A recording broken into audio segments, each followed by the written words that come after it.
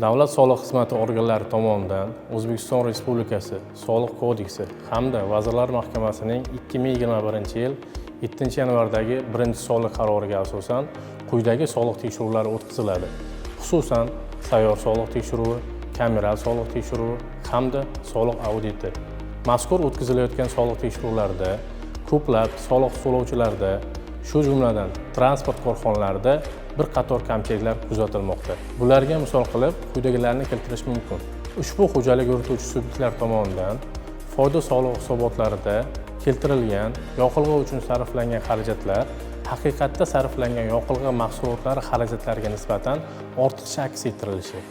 Soliq kodeksi 317-moddasida qayd etilgan moddiy qiymatliklarning tabiiy kamayishi bo'yicha xarajatlarni belgilangan normalardan ortiqcha hisoblanib, chegaralanadigan xarajatlar tarkibida ko'rsatilishi.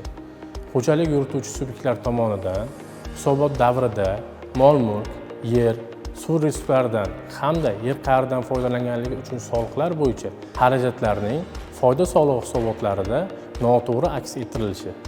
Korxonalar tomonidan foyda solig'i hisobotlari taqdim etilgandan so'ng mol-mulk, yer, suv resurslaridan hamda yer qa'ridan foydalanganlik uchun soliqlar bo'yicha kamaytirishga qayta hisobotlar taqdim etilib, biroq foyda solig'i hisobotida xarajatlarni kamaytirmaslik.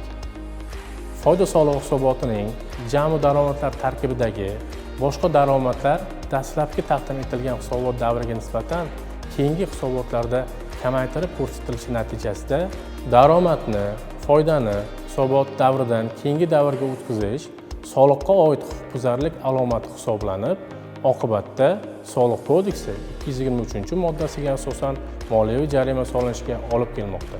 Yoqilg'i mahsulotlarini ishlab chiqaruvchidan yakuniy iste'molchilarga realizatsiya qiluvchi sifatida aksiz solig'isiz xarid qilinib, o'z ehtiyoji uchun va boshqa yakuniy iste'molchilarga chiqim qilinayotganda aksiz solig'i summasi hisobotlarda aks ettirmaslik holatlari kuzatilmoqda.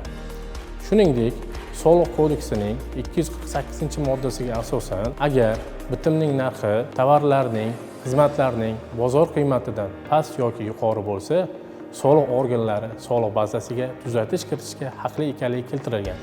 Mazkur holat korxonalar tomonidan Soliq kodeksining 248-moddasiga asosan qo'shilgan qiymat solig'i hisobotlarida aks ettirilganligi, biroq Soliq kodeksining 297-moddasiga asosan foyda solig'i hisobotlarida ko'rsatilmaganligi holatlari kuzatilmoqda. Yuqorida sanab o'tilgan tafovut va kamchiliklar sayyor soliq tekshiruvlari hamda soliq auditi jarayonlarida aniqlangan taqdirda Soliq kodeksining 223 va 224-moddalariga asosan moliyaviy jarimalar qo'llanilishi, shuningdek, mansabdor shaxslarga nisbatan ma'muriy yoki jinoiy javobgarlik keltirib chiqarishi mumkin. Mazkur holatlarni o'z vaqtida bartaraf etish soliq to'lovchilar faoliyatida kelajakda qo'llanilishi mumkin bo'lgan tekshirishlar, moliyaviy jarimalar hamda javobgarliklarni oldini olishga xizmat qilish bilan birga, xo'jalik yurituvchi subyektlarning barqarorlik reytingini oshirishga ham xizmat qiladi.